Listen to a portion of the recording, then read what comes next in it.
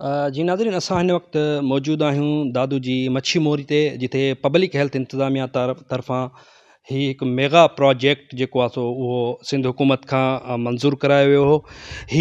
दादू में हिकु वाहिद वॾे में वॾो फिल्ट्रेशन प्लांट आहे, जंहिंजी लाॻत 91 करोड़ रुपयनि जी एस्टिमेट कास्ट हुई।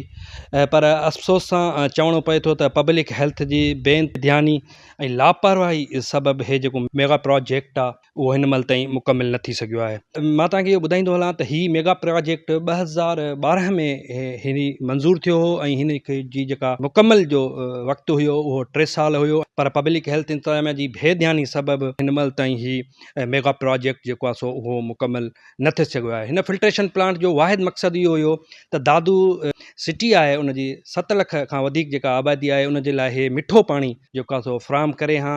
पर अफ़सोस जहिड़ी ॻाल्हि आहे त ही 91 करोड़ रुपया जेका हिन जी एस्टिमेट कास्ट हुई उहा त कंप्लीट थी वई, पैसा समूरा ठेकेदारनि खे मिली विया, पर उन जे बावजूद बि हिन स्कीम जो जेको आहे सो मुकमल न थी सघी आहे।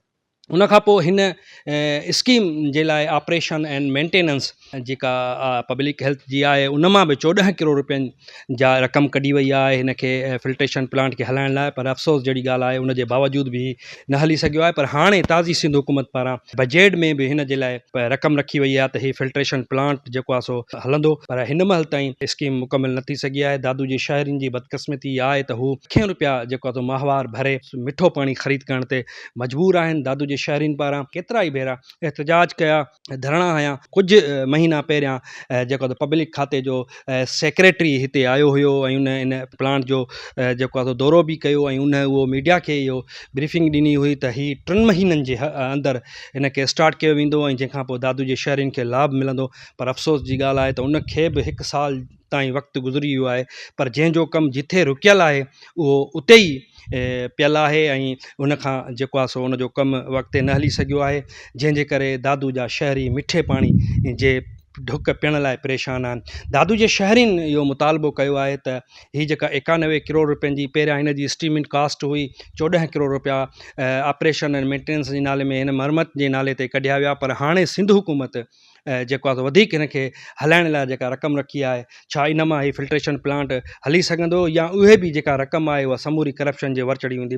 दादू जे शहरीन जेको आहे नैब एंटी करप्शन ऐं ॿियनि आला अमलदारनि खां या नोटिस वठण जो अपील कई आहे। उन्हनि जो इहो चवणु आहे त हेतिरी रक़म ख़र्च हुअण जे बावजूद बि जेका ठेकेदार आहिनि उन्हनि जे ख़िलाफ़ का कार्रवाई नथी कई वञे। ज़रा इहे बि ॿुधाइनि था त हीअ अक्सर हिन रोलड़े जो शिकार इहो आहे त मनपसंदि ठेकेदारनि खे हितां एडवांस अदायगी कई वई, जेकी एडवांस अदायगी वठण खां पोइ हितां ग़ाइबु थी विया, जिन हिन फिल्ट्रेशन प्लांट जो कमु न करायो, जंहिंजे करे हीअ स्कीम रोलड़े जो शिकार आहे।